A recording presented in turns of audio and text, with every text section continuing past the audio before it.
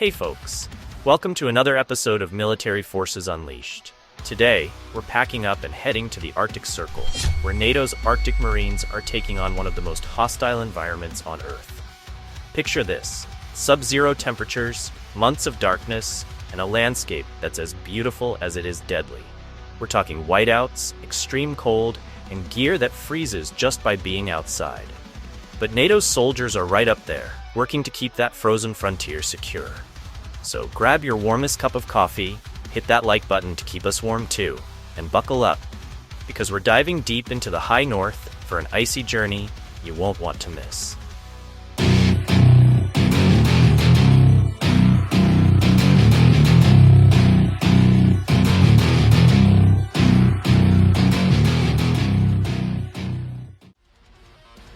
Welcome to the Arctic Circle, where the sun goes missing for months, and the cold is so relentless it becomes a tactical asset.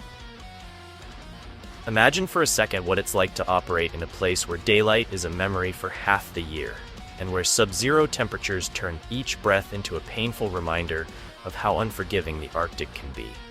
NATO's Arctic Marines weren't sent here for tourism. They're in the coldest, harshest environment on Earth, gearing up for a worst-case scenario, defending Norway from a full-scale northern invasion. These elite Marines aren't just trained for battle. They're trained to survive against all odds in the high north. But let's be real, no amount of training fully prepares anyone for this. When the temperature hits levels where frostbite sets in within minutes, no high-tech gear or advanced training completely removes the threat. The cold is as much their enemy as any hypothetical opposing force. Out here, every movement is slower, every decision matters, and inaction can mean a fast death. The Arctic isn't just a frozen backdrop for their drills. It's an adversary that tests every limit, a force that no one can fully tame. When it comes to Arctic warfare, even the best trained forces are humbled by nature's brutal power. The cold here doesn't just numb fingers, it shuts down equipment, drains battery power, and makes metal weapons feel like they're biting into your skin. Snow swallows boots, turning each step into a battle in itself. Wind chill can plummet to deadly lows, cutting through layers of insulated clothing as if they were tissue paper. Communication is another hurdle. Radios freeze over, satellite signals are choppy, and compasses become unreliable as magnetic fields play tricks at these latitudes. And let's not forget visibility. 1 minute, you have a clear line of sight, and the next, an Arctic whiteout blinds everything, reducing the world to a blanket of blinding snow. Operating in these conditions isn't just hard, it's an exercise in patience and pain tolerance. For NATO's Arctic Marines, even basic tasks like setting up a tent or boiling water can be logistical nightmares. Their bodies are pushed to the edge of what's humanly possible, while the extreme conditions find every weakness, both in their equipment and themselves. To survive here, let alone mount a defense, demands resilience of a different kind, one that goes beyond physical toughness. So, how do you prepare an elite force to survive, much less thrive, in conditions like these? NATO's solution has been to combine cutting-edge tech with old-school, survivalist grit. To tackle frozen equipment, they outfitted their Marines with specially insulated batteries, designed to withstand the Arctic's chill longer than standard models. Weapons were coated with low-temperature lubricants to keep them operational, even when the mercury dropped out of sight. For movement, they adopted snowshoes, skis, and snowmobiles to cover ground that was otherwise impassable. But hardware alone doesn't cut it up here. The Marines undergo intense cold weather training to help them endure the bone-chilling temperatures and reduce the risk of frostbite. Survival techniques become second nature. They learn to construct shelters out of snow, forage for food in frozen terrain, and navigate using subtle environmental cues when compasses go haywire. The solution to the communication blackout? Field-tested satellite phones with reinforced casings to prevent freezing, paired with old-fashioned hand signals when tech fails. Every solution is layered. If one approach goes south, there's always a backup. And through it all, they're taught the most crucial skill of all: patience. Out here, impulsive actions are lethal. Operating in the Arctic demands not just strength, but the mental agility to adapt on the fly when nature throws a curveball. It all comes to a head during their joint exercises, where NATO's Arctic Marines are put to the test against simulated Russian incursions. Out here in the frozen expanse, it's like a game of chess where each piece moves in slow motion, and every wrong move is punished severely. The Marines face conditions that turn even a simple task into a life-or-death scenario.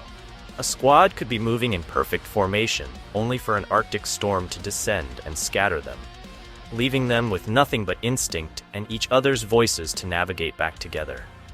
In these exercises, they put everything they've learned to use: the cold weather adaptations, the navigational skills, the teamwork honed through days of shared hardship. The decisive moments arrive when they're tasked with setting up a defensive perimeter on a barren, snow-covered ridge. With visibility at nearly zero and winds howling, they set up their gear, knowing any delay could mean their entire squad's safety is at risk. Every second is calculated. Each Marine has a role to play. And as they hold their ground, each soldier realizes that they're not just fighting the hypothetical enemy, they're battling the Arctic itself. This is where the training is truly put to the test, where every lesson learned is applied in real time, under the harshest conditions on Earth. So what's the takeaway from all this Arctic training? NATO's Arctic Marines have become experts, not just in military tactics, but in adapting to a world that fundamentally resists human presence. First, they've learned that preparation is key, but flexibility is crucial. No amount of gear can fully prepare anyone for the high north, so adaptability becomes their best tool. They've also learned the value of backup systems. Tech that's reliable under normal conditions won't always hold up when things turn truly brutal. And perhaps most importantly, they've come to understand the role of nature as a force multiplier. The Arctic doesn't pick sides, but its conditions amplify every weakness, rewarding those who work with its rhythms rather than fight against them. This training isn't just about defending NATO's northern borders, it's about respecting the terrain they're entrusted with. Each Marine leaves the Arctic with a hard-won respect for the land, the knowledge that survival here isn't just about firepower, and the understanding that nature is, more often than not, the ultimate test of resilience. In the end, NATO's push into the high north is as much a statement as it is a strategic move. The Arctic Marines are more than just soldiers. They're pioneers in a place where most armies would hesitate to tread.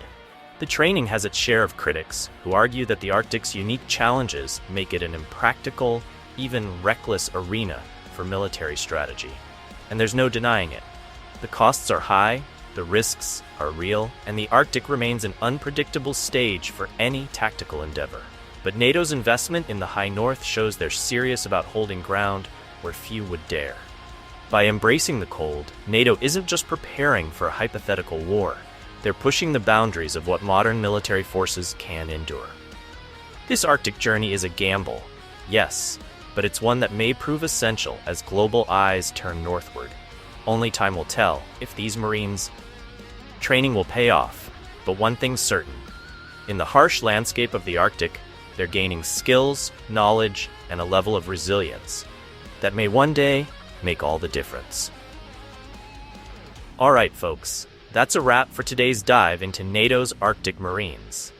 The high north is no joke, and it takes a special kind of grit to handle what they do up there. If you thought this was wild, imagine living it. But hey, what do you think? Should more forces train for this kind of extreme? Drop your thoughts in the comments below. If you liked what you saw, hit that thumbs up, and make sure you're subscribed with notifications on so you don't miss our next mission breakdown. Until next time, stay sharp, stay informed, and keep pushing those boundaries. See you soon.